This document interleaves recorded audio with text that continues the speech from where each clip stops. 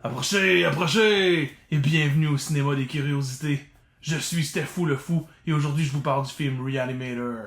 On regarde ça.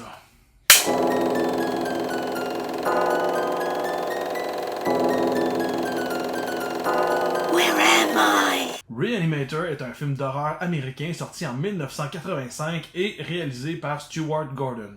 Le film commence en Suède à l'université de médecine de Zurich où des policiers entrent dans une pièce d'où proviennent des cris. Ils aperçoivent le docteur Herbert West avec une seringue et le docteur Hans Gruber au sol hurlant à la folie. Oui, le docteur s'appelle bel et bien Hans Gruber, exactement comme le vilain du premier Die Hard, interprété avec brio par Alan Rickman. Dans les deux cas, ça finit très mal pour eux. Sucks to be Hans. Après la mort du docteur, on a droit à un générique fucking cool et farfelu avec une chanson vraiment entraînante.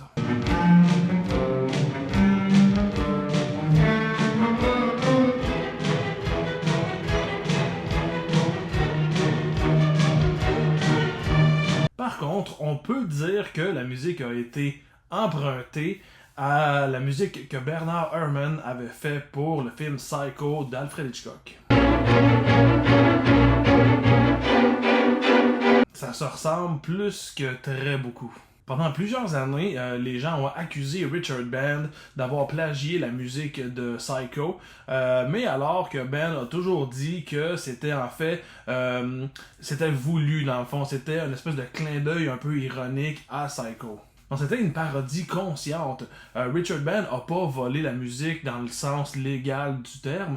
Il a plus fait une espèce de clin d'œil très assumé à la musique originale et Stuart Gordon était tout à fait à bord. Après l'épisode de l'université, nous suivons maintenant le docteur Dan Kane qui est en fait un étudiant universitaire en médecine.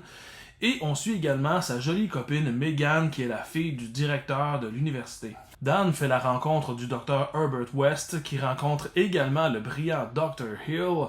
Un malaise se crée entre eux quand West remet en question la crédibilité des théories du Dr Hill. Se cherchant un colocataire, Dan met une annonce à l'université et se fait visiter par West, qui est plus sinistre que jamais. En voyant le sous-sol, West décide d'emménager immédiatement, ce qui rend Megan très mal à l'aise. Malgré tout, Dan accepte. Peu de temps après, le chat de Megan disparaît et en le cherchant dans l'appartement, Megan le retrouve mort dans le frigo dans la chambre de West. Le soir venu, du bruit émane du sous-sol et Dan va voir. Il trouve le chat bien en vie et qui attaque le Dr West. Le chat se fait buter. Mort pour une deuxième fois, on apprend que le Dr West a inventé une solution miracle qui ramène les êtres décédés à la vie. Mais que ce sérum n'est pas parfait puisque les êtres reviennent très agressifs. Il réanime le chat et convainc Dan de l'aider dans ses recherches. Ils entrent illégalement dans la morgue de l'hôpital, se choisissent un cadavre le plus récent et injectent la solution. L'homme se réveille et y est en tabarnak. Le directeur entre dans la morgue à ce moment précis et les choses prennent une tournure cauchemardesque. Tout va s'écrouler dramatiquement. Au tout départ, Reanimator était en fait une nouvelle littéraire écrite par Howard Phillips Lovecraft et dans le fond qui a été publiée en 6 publications en 1922 et ça a été publié dans le magazine Homebrew. Rapidement, pour tous ceux qui ne connaissent pas Lovecraft, c'est en fait un écrivain du début du siècle qui écrivait de l'horreur, mais en fait a comme créé ce qu'on appelle l'horreur cosmique, qui est un sous-genre de l'horreur qui est un mix de science-fiction et d'horreur. Donc on mélange souvent les thématiques comme la folie, la perte de sanité, l'insignifiance de l'être humain dans le vaste univers. On dit souvent avec des espèces de créatures monstrueuses, extraterrestres, super gigantesques. Donc c'est vraiment un univers qui est vraiment particulier et c'est un excellent auteur que je vous recommande fortement. Les nouvelles sont souvent écrites à la première personne et c'est souvent sous une espèce de structure narrative où le personnage fait comme écrire rapidement les souvenirs qu'il a de ce qu'il a vécu. Donc souvent c'est ça, c'est le personnage qui raconte, il dit j'ai tout ce qui s'est passé dans cet événement-là, je vais vous le raconter, puis là, dans le fond, on suit l'histoire, puis à la fin, souvent, le personnage vire fou, donc c'est pas toujours la même chose, mais ces thèmes-là reviennent vraiment très souvent. Dans les créatures, dans le fond, qui ont émergé de ces écrits, c'est sûr que le plus populaire est devenu Cthulhu, qui est devenu une icône de la pop culture qu'on peut voir quand même assez partout. Même on a même vu dans l'émission de South Park, Cthulhu apparaît. Il y a des jeux vidéo sur Cthulhu. Il y a vraiment énormément de références à lui. Par contre, il y a d'autres créatures comme Yog-Sothoth ou Nyarlathotep qui sont tout aussi fascinantes, sinon plus. Donc c'est un univers qui est vraiment badass. D'ailleurs, vous avez sûrement déjà entendu parler du Necronomicon. C'est en fait une œuvre de Lovecraft. C'est pas une œuvre, ça rentre dans la mythologie de ce que Lovecraft fait. Donc si on prend par exemple les Evil Dead, dans le premier il s'appelait le Naturum Demonto. À partir du deuxième, ça devient le Necronomicon. Donc puis même dans plusieurs films, on voit que ce livre maudit apparaît. Donc c'est définitivement une influence très grande sur le milieu de l'horreur, qui a un peu une référvescence un peu en ce moment, parce que justement beaucoup de jeux vidéo sortent, beaucoup de films aussi sortent avec des thématiques d'horreur cosmique. Donc malgré le fait qu'il faut trier un peu, parce que c'est pas tout ce qui sort qui est vraiment particulièrement bon, ni respectueux des œuvres originales de Lovecraft, mais il reste que c'est définitivement quelque chose à regarder le plus vite possible. C'est quand même relativement connu que Lovecraft lui-même détestait son histoire de réanimateur. Il l'avait écrit simplement pour avoir de l'argent. En fond, il trouvait l'histoire stupide et il était payé en fait 5$ par publication. Donc, vu que l'histoire était coupée en 6, il était payé 30$ pour réanimateur.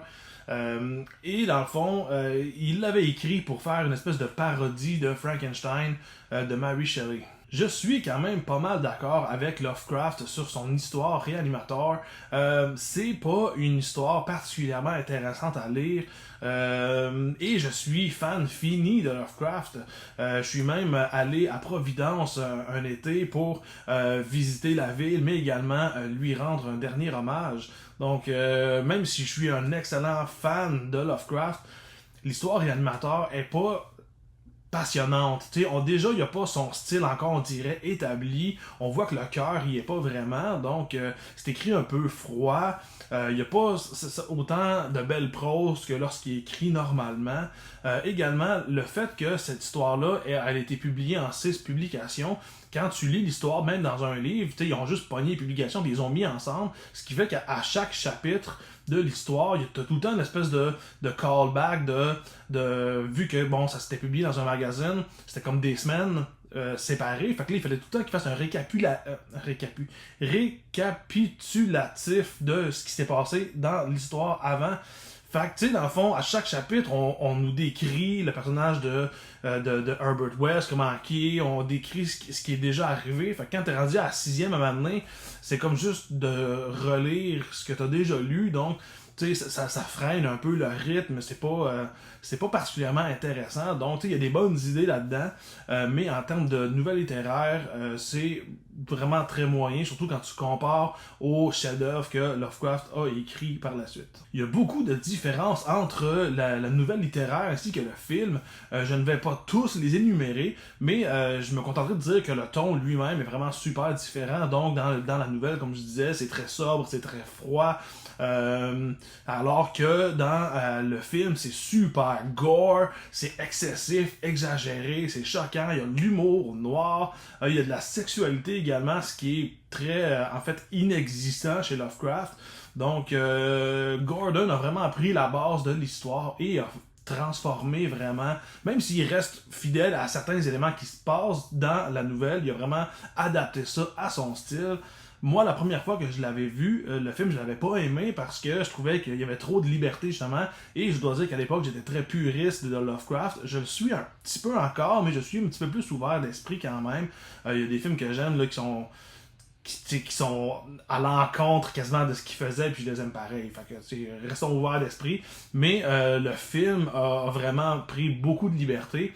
Et avec le recul, je trouve que c'était une très très bonne chose à faire. Stuart Gordon a toujours pas mal été un fan de Lovecraft et a d'abord décidé d'essayer d'adapter Réanimateur comme une pièce de théâtre. Et dans le fond, le film file un peu comme ça si on compare, mettons, à l'idée du Grand Guignol, le théâtre du Grand Guignol en France, qui est un théâtre qui était très gore, justement, très choquant, qui voulait genre C'était comme l'ancêtre des films d'horreur carrément. Et souvent, il y avait des histoires d'expériences qui virent mal dans les grands guignols. Donc, adapter ça au théâtre aurait été est une très bonne idée, en fait. Mais, dans le fond, en discutant avec le scénariste, ils ont décidé, en fait, de l'adapter comme étant une série télé. Mais ensuite, il a rencontré le producteur Brian Yuzna, et en discutant avec lui, Yuzna a réussi à convaincre Gordon d'en fait le faire comme un long métrage d'horreur. Il disait que justement l'horreur est meilleure au cinéma qu'en série télé, ça risque de plus marcher. Donc Gordon a embarqué dans l'histoire et c'est fou parce que ça l'a quand même créé. Ça a propulsé la carrière de Stuart Gordon qui a fait énormément de films après. Ça a propulsé la carrière de Brian Yuzna qui a aussi fait beaucoup de films en tant que producteur mais aussi en tant que réalisateur. Et ça a même propulsé la carrière des acteurs principaux également. Particulièrement Jeffrey Combs et Barbara Crampton ont eu une super grosse carrière dans le monde de l'horreur. Jeffrey Combs joue son personnage du réanimateur de façon extrêmement parfaite. Il est fou, arrogant, obsédé, complètement dérangé, mais il y a un petit quelque chose de charmant par moment, donc on accroche vraiment beaucoup à son personnage, alors que Barbara Crampton elle joue plus l'innocence, la compassion, elle est comme le côté moral, le côté humain de l'histoire. La plupart des personnages sont un petit peu failés, ils ont tous un petit quelque chose de dérangé, toute une petite lumière de brûler dans leur phare, mais en fait c'est ce qui rend aussi le personnage de Megan, c'est ce qui le sépare vraiment beaucoup des autres, parce qu'elle justement est beaucoup plus grounded, alors que les autres ont toutes une genre de petite tendance à être weirdo. D'ailleurs, c'est un truc que j'aime vraiment beaucoup du film, les personnages et leurs interactions sont vraiment super intéressantes et sont quand même plus complexes qu'on pourrait le voir à première vue. Les personnages ont quand même plusieurs niveaux qui les rendent autant intéressants et réalistes que weird et profondément perturbé. Par exemple, le Dr. Herbert West est clairement un vilain dans l'histoire. C'est pas du tout un héros, il est vraiment fou maniaque, puis il se fout un peu genre des problèmes qu'il cause et même de la morale de ce qu'il fait. Il pense pas du tout aux conséquences de ses actes.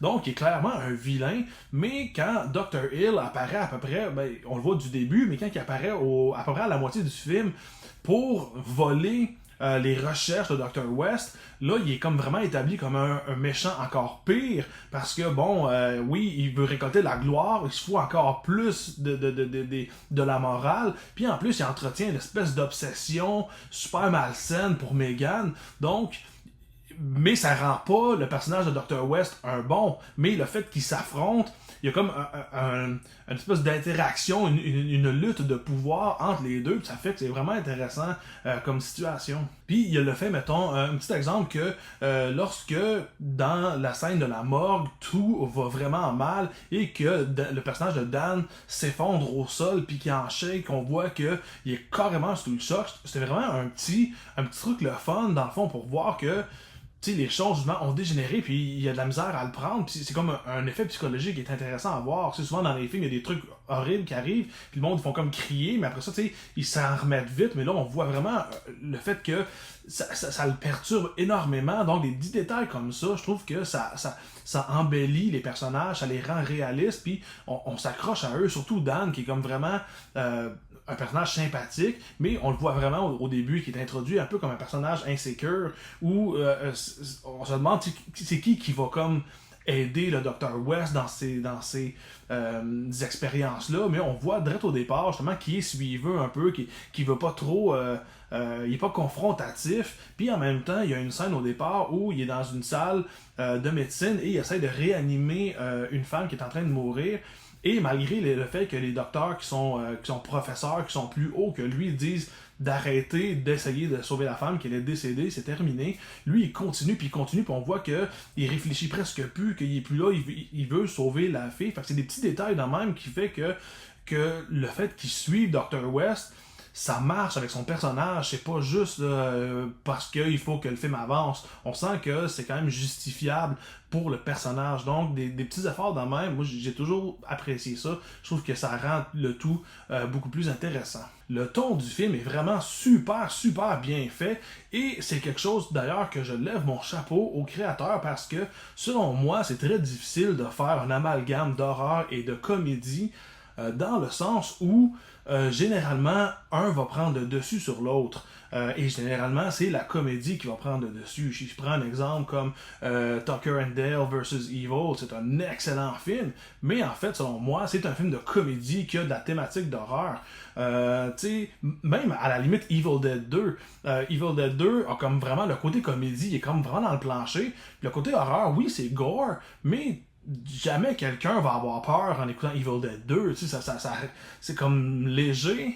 Puis, comme je dis, c'est gore, mais c'est pas genre freakos. Alors que, selon moi, Reanimator, ça reste un film d'horreur purement, dans le sens où c'est super tragique, les trucs qui arrivent, c'est gore, c'est malsain, comme je dis, à la fin, ce qui arrive, c'est comme tragique, mais t'as tout le temps le côté léger, ton humoristique qui vient un peu rebalancer les moments tragiques. Donc, je trouve que le mix est vraiment super bien réussi et selon moi, il n'y a pas énormément de films qui réussissent à vraiment mixer ça de façon aussi intégrale et aussi parfaite, si je peux dire. Donc, vraiment, chapeau au créateur de Reanimator. Le gore est évidemment un très gros point pour le film. Pour un petit budget comme ce film-là, filmé indépendamment, le gore est vraiment super réaliste. Le sang est comme, tu sais, il y a une belle couleur, il est vraiment sweet. Puis encore aujourd'hui, tu regardes le film, puis la plupart des effets marchent super bien. C'est comme, tu sais, tu y crois, puis tu sais, c'est vraiment nice. Donc, tu sais, le gore, il y en a vraiment beaucoup, puis il est vraiment bien fait. Ok, je peux dire, il y a un effet qui marche un peu moins bien, dans le fond, la tête décapitée du Dr. Hill. Il y a certains plans que tu vois que ça marche pas vraiment, particulièrement à la fin où le corps tient sa propre tête, puis tu vois que c'est comme un peu mais en même temps ça rajoute un charme, le fun. C'est comme le seul élément qui est un peu clunky, mais il y a un petit charme là-dedans qui fait que on a essayé, on fait ce qu'on peut avec ce qu'on a, puis ça donne que ça donne, t'sais. Fait que j'ai quand même beaucoup de respect pour ça, mais on s'entend que 99% des effets spéciaux de ce film-là sont vraiment fucking cool, et il y en a pas mal, donc moi, j'adore ça. Voici maintenant en rafale quelques trivia qui vous ne serviront absolument à rien, mais qui est quand même le fun à savoir, surtout si vous êtes amateur d'horreur. Le médecin en chef qui s'occupe de Dan au début du film, dans la scène de réanimation du cadavre de la femme, est en fait Caroline Purdy Gordon. C'est la femme de Stuart Gordon. Elle apparaît dans plusieurs de ses films, dont Dolls, Castle Freak, Forteresse et From Beyond. L'espèce de sérum reagent que le Dr. West utilise dans le film est en fait du liquide pour glow stick. C'est la première fois que ce matériel était utilisé dans un film. Le building utilisé pour l'université Miskatonic dans le film Reanimator est le même building pour la compagnie Cyberdyne dans le film Terminator 2. La civière qu'utilise Dan dans le film pour amener des cadavres à la morgue a joué dans un autre film avant. En effet, elle a apparu en premier dans le film Return of the Living Dead de Dan O'Bannon. D'ailleurs, Bruce Abbott, qui fait le personnage de Dan, a dit qu'elle se contrôlait super mal. Donc, c'est toujours le fun à savoir. Ce film-là marque en fait la première fois où Jeffrey Combs a un premier rôle dans un film. Il avait apparu dans quelques films avant, mais c'était tout le temps des personnages secondaires. Donc il a apparu pour la première fois dans Reanimator. Et ce qui est drôle, c'est qu'il n'avait aucune idée de qui était Howard Philip Lovecraft. Ce qui est encore plus drôle, en fait, c'est qu'il a passé une très grosse partie de sa carrière à jouer dans des films qui sont basés sur Lovecraft, comme From Beyond, Castle Freak, Lurking Fear, et il a même joué Lovecraft lui-même dans le film Necronomicon. La version originale du film, donc non censurée du réalisateur, a été bannie au Canada.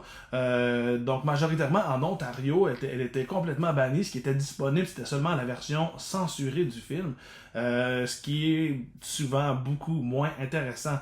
Mais dans le fond, c'est quand même fou de penser ça, je trouve. Mais bon, aujourd'hui, la version non censurée du réalisateur est disponible dans toute sa glorieuse morbidité. Fuck la censure. L'acteur qui fait en fait le premier cadavre à se faire injecter le reagent dans le cerveau et qui revient à la vie pour foutre la merde est en fait un acteur qui s'appelle Peter Kent. Peut-être que son nom vous dit rien, mais c'est sûr vous l'avez déjà vu parce qu'en fait il était la doublure d'Arnold Schwarzenegger et ce pendant plus de 14 films, donc de Terminator jusqu'à la course aux jouets. Lorsqu'il y avait des grosses scènes intenses, c'était Peter Kent qu'on voyait à l'écran. Donc c'est quand même le fun de savoir que un double d'Arnold Schwarzenegger a déjà fait un zombie complètement maniaque. Petit spoiler, en fait, il est assez évident dans le film que le Dr. Hill porte une perruque et selon Stuart Gordon, c'est une très mauvaise perruque. Mais ce qui est drôle là-dedans, c'est de comprendre pourquoi il portait une perruque.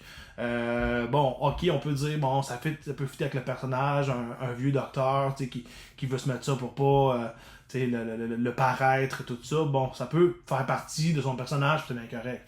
Mais la véritable raison, c'est en fait parce que, bon, vu que le personnage du Dr. Hill se fait décapiter, mais que la tête continue à parler, vu qu'elle a été injectée par le reagent, dans le fond, il devient encore plus vilain, donc c'est encore plus le gros méchant du film. Dans le fond, quand ils ont casté David Gale, ils ont créé l'espèce de fausse tête décapitée, dans le fond, pour les effets spéciaux, mais ils se sont rendus compte, une fois que tout a été terminé, que les cheveux qu'ils ont mis, ça ne fit pas en tout avec les cheveux de David Gale, ça ressemble pas une seconde à ça. Et malheureusement, il y avait pas vraiment d'argent pour faire les effets, pour faire beaucoup de modifications. Donc, il n'y avait pas d'argent pour refaire les cheveux pour que ça ressemble à l'acteur. Parce qu'ils ont décidé, c'est de raser la tête de l'acteur, lui mettre une perruque qui ressemble à l'effet de la tête décapitée.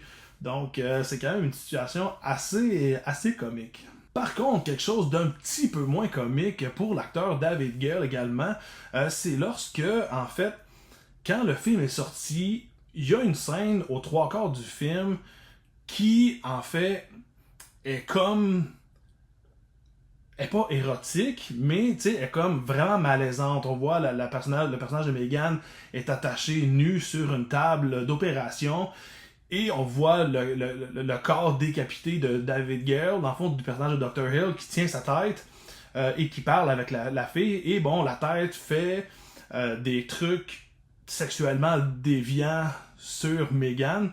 Donc ça a vraiment choqué énormément. C'est une des scènes qui a été excessivement controversée. Et c'est d'ailleurs une scène qui a été coupée dans les versions censurées, les versions bannies. Ça a vraiment pas passé au conseil. Mais dans le fond, lorsque David Gale, l'acteur, est allé voir le film au cinéma avec sa première femme, quand que sa femme de l'époque a vu cette scène-là, elle est partie, elle s'est levée de la salle, elle est comme partie en criant genre « David, comment est-ce que t'as pu faire une telle affaire, là, ça n'a pas de bon sens, c'est dégueulasse », puis elle est comme partie, puis quelques jours plus tard, David a reçu une lettre de divorce, donc sa femme est partie, puis à cause du film, son mariage a été terminé. Donc c'est quand même vraiment particulier. Le film a eu 2 suites. Il y a eu le film Brides of the Reanimator et il y a aussi Beyond Reanimator.